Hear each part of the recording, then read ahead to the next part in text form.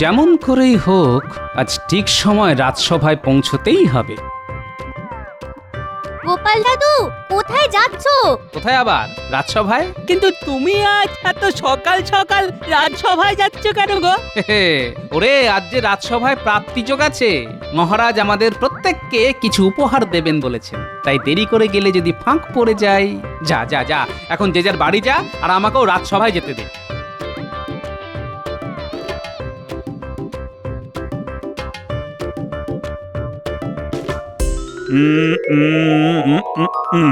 একজন ছাড়া সকলেই এসে গেছো দেখছি। সেই একজনটিও এসে গেছে মহারাজ, আর একেবারে ঠিক সময়। আর আসবে না, আজ যে কপালে প্রাপ্তিযোগ আছে। একেবারে ঠিক কথা বলেছেন মন্ত্রী মশাই। ওই যে কথায় আছে না, গোপন কথা বলবে কানে কানে, আর ঠিক সময়ে হাজির হবে প্রাপ্তির টানে। বাজে কথা ছেড়ে এবার কাজের কথায় আসা যাক। মহারাজ, আজ আপনি আমাদের কিছু দেবেন বলেছিলেন, তা সেই বস্তুটি কি মহারাজ? আছে আছে, প্রস্তুত আছে, দেখিতে পাইবে ঠিক ক্ষণে। রক্ষী, আদেশ করুন মহারাজ। যাও ঝুড়ি হাঁড়ি আর মাটির থালাগুলো নিয়ে এসো। যথা আজ্ঞা মহারাজ।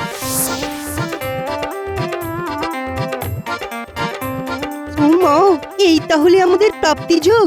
হ্যাঁ, আমার শ্বশুর বাড়ির সেই বিখ্যাত আম আর রাজভোগ। মনে আছে মহারাজ, একবার খাইয়েছিলেন। আহা, কি তার স্বাদ এখনো যেন মুখে লেগে আছে। তাই তো, এবারেও যখন এসেছি তখন ভাবলাম তোমাদের সকলকে খাওয়াবো। এসো এসো, সকলে একে একে এসো। প্রথমে এসো রাজ পণ্ডিত, ব্রাহ্মণকে দিয়েই শুরু করা যাক। মহারাজের জয় হোক।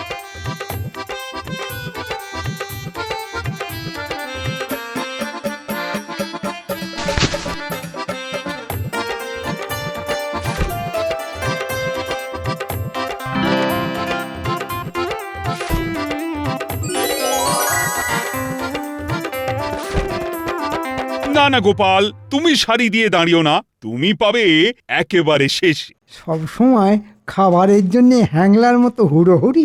আমি যদি হুড়োহুড়ি করি, তাহলে আপনি করেন দৌড়দৌড়ি। আমি যখন মন্ত্রী, তখন এদের থেকে আমি নিশ্চয়ই বেশি পাবো।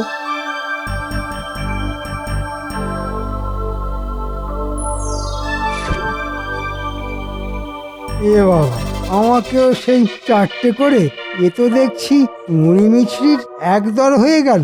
কি মন্ত্রী, খুশি তো? হ্যাঁ, ইয়ে মানে খুশি তো। তাহলে জয়ধ্বনি দাও। মহারাজের জয় হোক।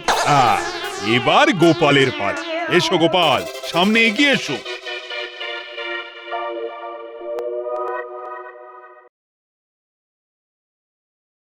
না না গোপাল, হাত বাড়াতে হবে না, বরং শক্ত মুঠোয় এই ধরো রাজভোগের একটা গোটা হাঁড়ি।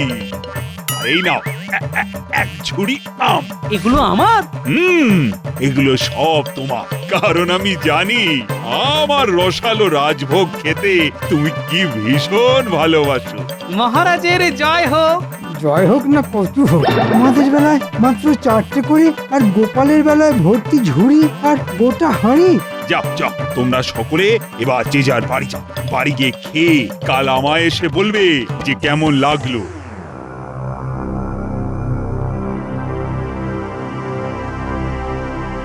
দেখলে তো, দেখলে তোমরা সকলে মহারাজের এক চোখামিটা একবার দেখলে তো।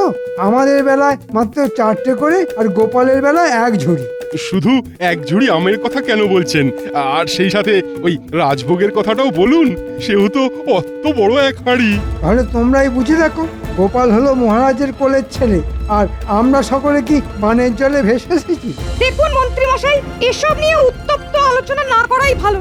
মহারাজ কাকে কতটা দিলেন সেই নিয়ে বাদ প্রতিবাদ করা ঠিক নয়, বরং মহারাজ যাকে যা দিয়েছেন তা নিয়েই আমাদের সন্তুষ্ট থাকা উচিত।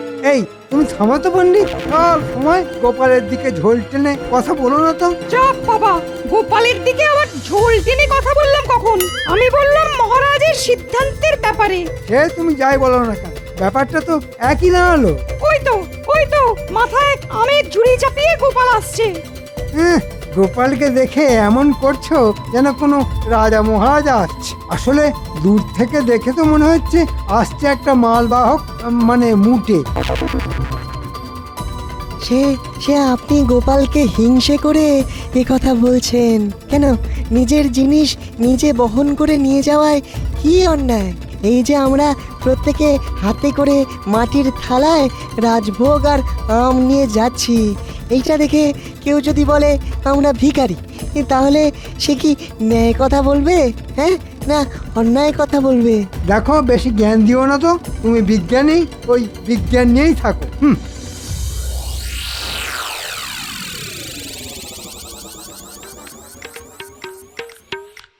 নে খা।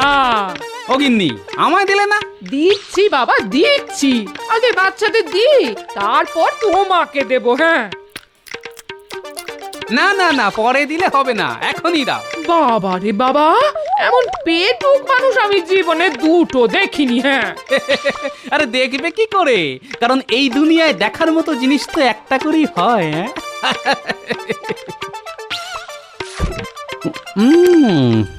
আহ, প্রাণটা যেন জুড়িয়ে গেল। গিন্নি, তুমি একটা খেয়ে দেখো। আগে তোমাদের দি। হ্যাঁ দেখো, আমের আর বোঁটা কেটে দেবার দরকার নেই, বুঝলে? সে কি গো, এই বোঁটাটা কেটে দেবো না? হ্যাঁ, আরে বাবা, দাঁত আছে কি করতে?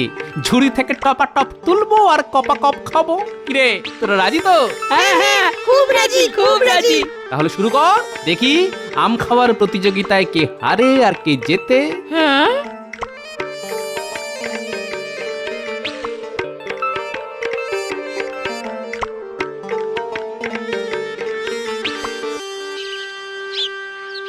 না, ধরো। এগুলো কি এনেছো? কেন? মহারাজের দেওয়া আম আর রাজভোগ। ওই আম আর মিষ্টি আমি ছোঁবো না। কেন? কেন আবার? গোপাল পেলো এক ঝুড়ি আম আর এক হাঁড়ি রাজভোগ, আর আমাকে দিল কিনা মাত্র 4টি আম আর রাজভোগ। হ্যাঁ, না না, এই অপমান আমি কিছুতেই ভুলতে পারছি না। তাহলে কি করবে? এমন বুদ্ধি বের করেছে না, যে ওই বুদ্ধির জালে ফেঁসে আমাদের ওই একচোখো মহারাজ নিজে থেকে আমার বাড়িতে ঝুড়ি ভর্তি আম আর হাঁড়ি ভর্তি রাজভোগ পাঠাতে বাধ্য হবে। কি বলছো কি? ঠিকই বলছি। আর সেটা মাথায় করে আমার বাড়ি বয়ে আনবে আমার চিরশত্রু গোপাল। তখন সেই আম আর মিষ্টি আমি প্রাণ ভরে খাবো, তার আগে নয়। মনে রাখবে, এটা আমার প্রতিজ্ঞা। সে না হয় বুঝলাম, কিন্তু মহারাজ আম দেবেন আর গোপাল তা মাথায় করে বয়ে আনবে, এটা কি সত্যি? এখন সত্যি মনে না হলেও 2-1 দিনের মধ্যে সব কিছু সত্যি হয়ে যাবে। তুমি শুধু মিলিয়ে নিও।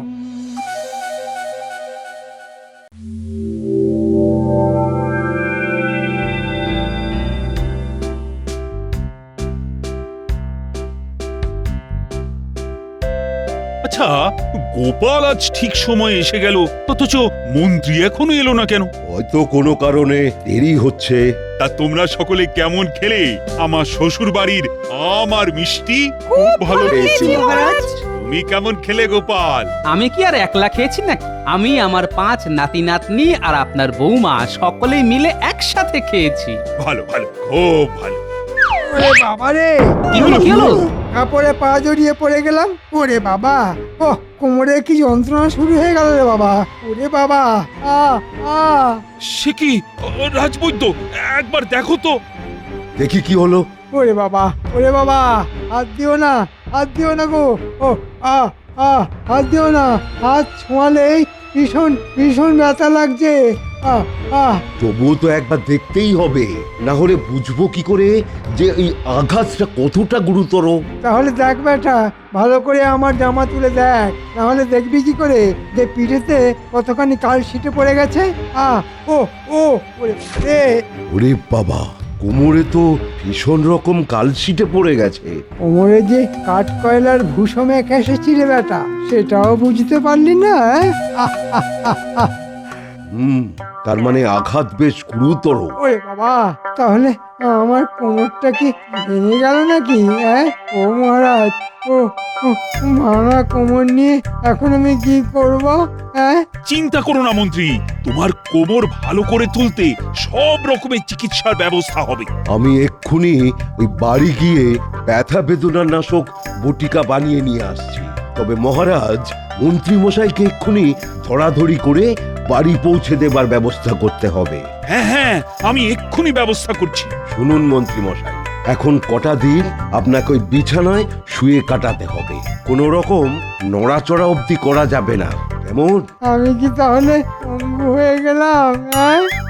এত চিন্তা করো না তো, রাজবৈদ্যের ওষুধ পড়লে দেখবে কদিনেই চাঙ্গা হয়ে উঠবে। হ্যাঁ, এখন কটা দিন শুধু ওই ভালো ভালো পুষ্টিকর খাওয়া আর আর বিশ্রাম। রক্ষী, আজ্ঞা করুন মহারাজ। যাও যাও, কজন মিলে ধরাধরি করে মন্ত্রীকে গরুর গাড়িতে তুলে বাড়ি পৌঁছে দিয়ে এসো। গরুর গাড়িতে যে বড় ঝাঁকুনি লাগবে মহারাজ। গোপালের কোলে চড়ে যেতে পারলে কিন্তু ঝাঁকুনি লাগার ভয় থাকতো না। আমার কোলে চড়ে যেতে চায়? হ্যাঁ, না, ব্যাপারটার মধ্যে কিরকম যেন একটা গন্ধ পাচ্ছি। গোপালের কোলে চড়ে যাবে? কিন্তু গোপাল কি তোমায় কোলে করে নিয়ে যেতে রাজি হবে? কেন হবে না মহারাজ? পঙ্গু আর অসহায় মানুষকে সাহায্য করাই তো প্রকৃত মানুষের ধর্ম। আসুন মন্ত্রী মশাই, আমার কোলে চাপুন। তোমার আবার কষ্ট হবে না তো গোপাল ভাই? না না না না, আপনার মতো উচ্চিংড়েকে নিয়ে যেতে আমার মতো হিমালয়ের আবার কষ্ট কি? এসে নেই, এসে নেই। এরপর তোর এমন অবস্থা করব না যে কেঁদে কুল পাবি না।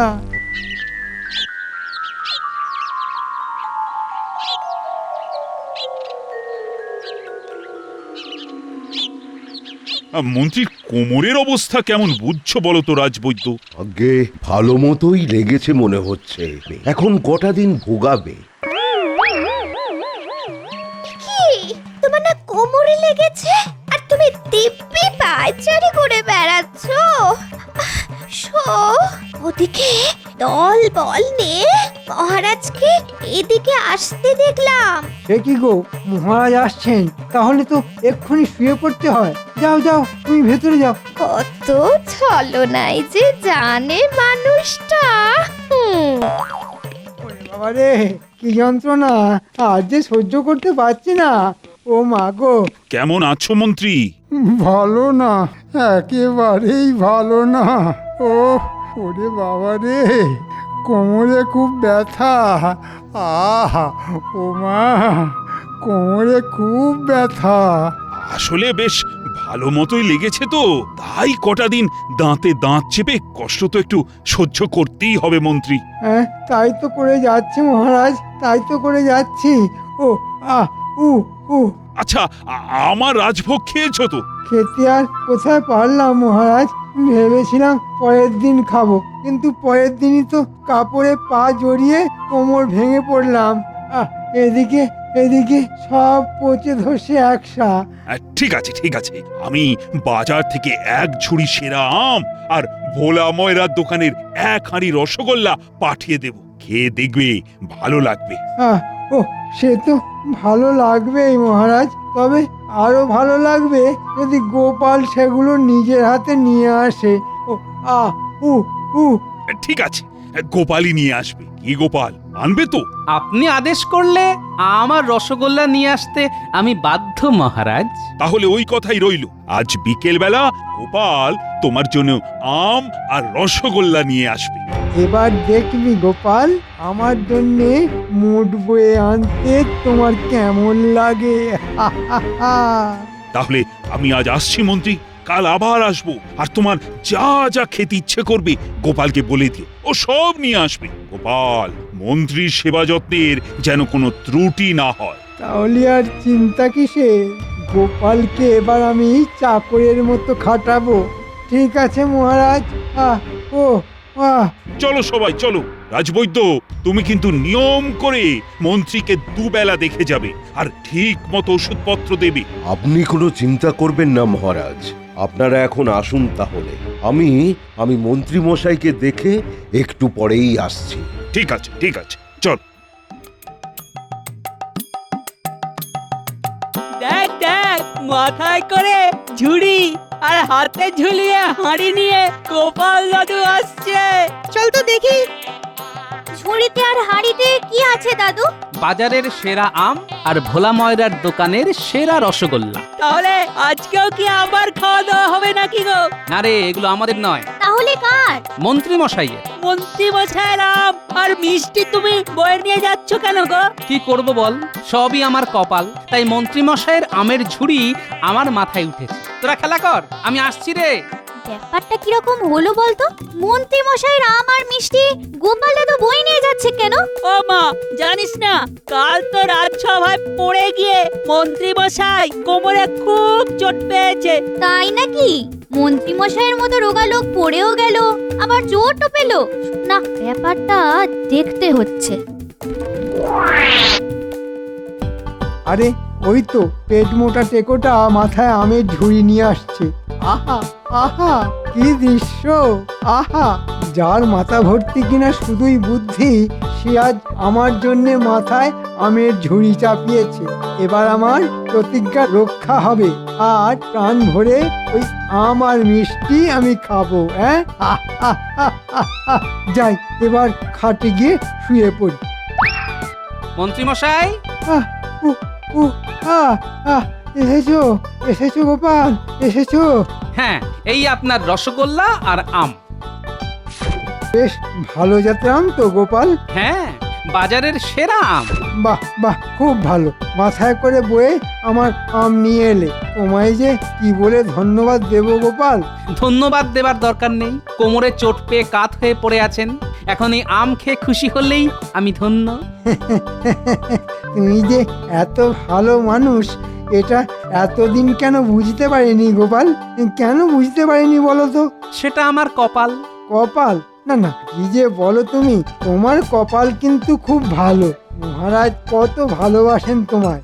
ভালোবেসে এক ঝুড়ি আম আর এক হাঁড়ি রাজভোগ দিয়েছেন। ওরে বেটা, মহারাজ আমাকে এক ঝুড়ি আম আর এক হাঁড়ি রাজভোগ দিয়েছেন বলে তোর বুকে খুব ব্যথা লেগেছে দেখছি।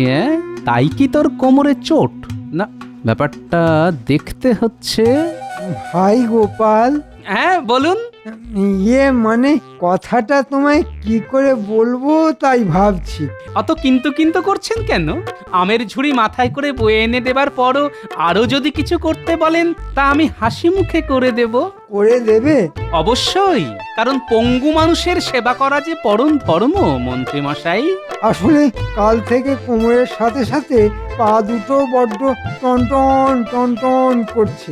তাই যদি ভালোবেসে আমার পায়ে একটু গরম তেল মালিশ করে দাও তো বড্ড উপকার হয়। তেল মালিশ? এ আবার এমন কি কথা? গিন্নি, একটু গরম তেল আনো তো। এই কি শুনছি রে, গোপাল দাদু ওই বাজে মন্ত্রীর পায়ে তেল মালিশ করে দেবে? তাই তো শুনছি রে। হ্যাঁ রে, গোপাল দাদুকে দিয়ে এসব করাবে বলে মন্ত্রী মশাই আবার কোমরের চোটের বাহানা দিয়ে বিছানায় পড়ে নেই তো? দিন বৌঠান দিন। আমার জীবন আজ সার্থক হলো। বুদ্ধির রাজা গোপাল আমার পায়ে তেল মালিশ করছে। ভালো লাগছে মন্ত্রী মশাই? হ্যাঁ, মোটামুটি। কাল এরকম জড়িবুটি তেল এনে আপনার পায়ে মালিশ করে দেব, দেখবেন কিরকম আরাম পাবেন। তাহলে আজ ছেড়ে দাও, কাল জড়িবুটির তেল নিয়ে এসে মালিশ করে দিও। ঠিক আছে, তাহলে কাল সকালেই চলে আসবো। না না, সকালে এসো না, তুমি বরং একটু বেলা করে এসো। ঠিক আছে মন্ত্রী মশাই।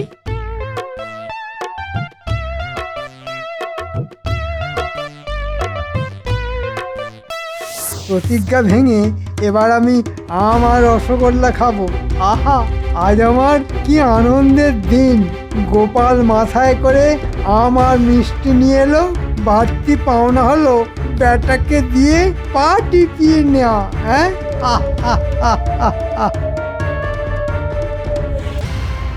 গোপাল দাদু, আমরা জানলা দিয়ে সব দেখেছি। ছি ছি, গোপাল দাদু তুমি মন্ত্রী মশাইয়ের পা টিপে দিচ্ছিলে? কি করব বল, সবই কপালের ফের। মহারাজের আদেশ, অসুস্থ মন্ত্রী মশাইয়ের সেবা যত্নের যেন কোনো ত্রুটি না হয়।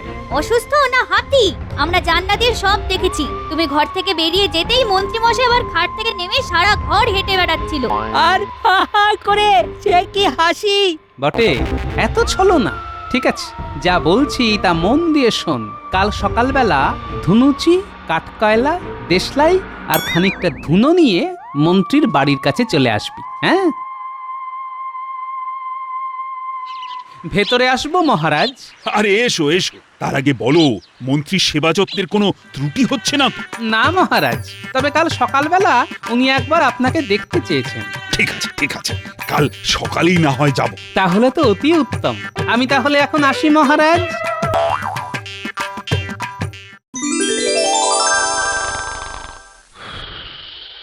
মন্ত্রী ঘুমোচ্ছে, যা এই ফাঁকে ওর খাটের তলায় জ্বলন্ত ধনুচি রেখে দিয়ে চলে আয়।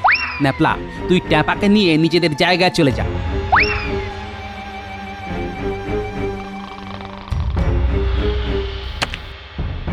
মশাই, ঘরে আগুন লেগেছে। মন্ত্রী মশাই! একি এত ধোঁয়া কেন? আগুন আগুন আগুন! এ কি মন্ত্রী মশাই, আপনার কোমর তো ভাঙা।